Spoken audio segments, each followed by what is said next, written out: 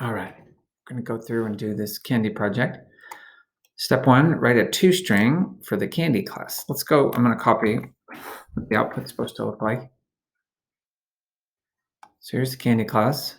There's no toString. So when we run this right now, you'll see we get the generic object level toString. See candy at and then hash address. So I'm going to say public string toString return, and then I'm just going to paste this here. So I have it as a reference. It wants the name first. Name plus quotes, comma, space, $sign, plus price, plus quotes, comma, space, and then plus calories, plus space calories.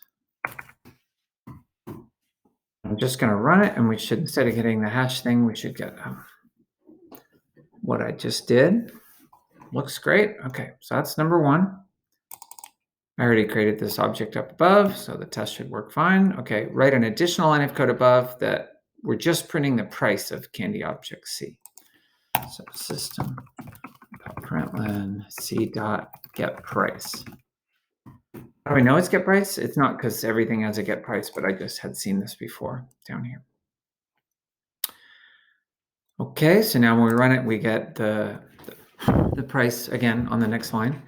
Step 3, write a new Snickers class below candy, which extends candy. Snickers accepts a calories integer and a price double, and then, but no name, and it passes those parameters along with the string literal Snickers to the candy class to construct the object. So watch this. Class Snickers extends candy and public Snickers. It accepts a calories integer and a price double. Int cal double price. You could use whatever names you want. And then we're going to call the parent, super, but we're sending over Snickers and cal and price. What we got to do there. I'm just making sure it's running. Snickers S equals new Snickers. This is a giant Snickers bar, 20,000 calories, $482.75. No $sign here, just 482. And system.out.println S. See that out if that, I think that'll work fine. Yeah, so notice when we make a Snickers, we don't have to say Snickers here because the Snickers class, that's basically all the Snickers class is doing. It's saying, hey, I know I'm a Snickers, so I'll take care of the name for you, but I still need to get you to give me calorie and a price. It's a little silly, but you could make the Snickers have a no argument toString, which did like the default Snickers size bar, like a bite size bar or, the regular. But anyway, right here, we did it in the main method, create and print a Snickers object, make it cost whatever you want, have as many calories as you want. All right, and then write a .equals method for the candy class, which checks for null and checks all variables, but you don't have to do the class name check. So we've got 3 variables we got to check. And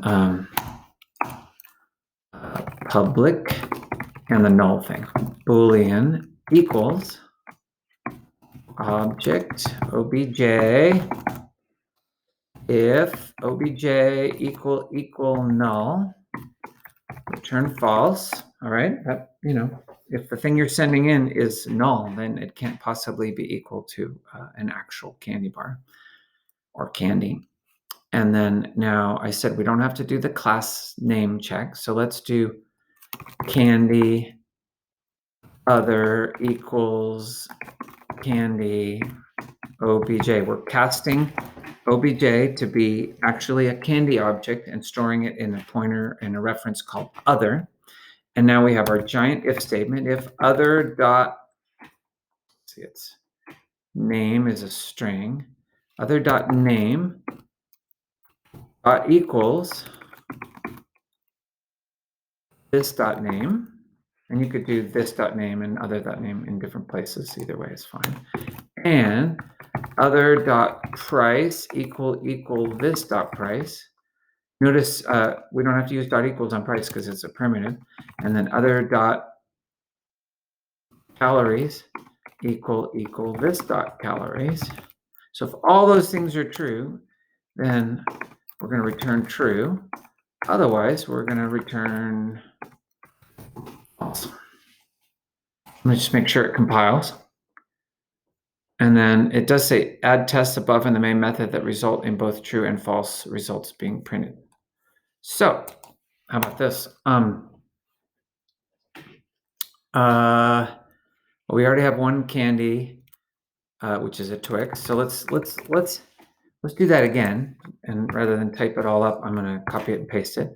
Candy D equals new Twix. So now if we do system.out.println C dot equals D, we should get a true, right? And if we just compare it to a null, we should get a false. And we can't compare the Snickers and the candy, so we better make one more candy that's a false. So candy E equals new candy, Mr. Goodbar, 172 calories and 188. It's on sale. So then system.out.println C dot equals E will compare the original Twix with the Mr. Goodbar, and we should get false. So we should get true, false, false down here at the bottom. True, false, false. Did we do everything? We did. There you go.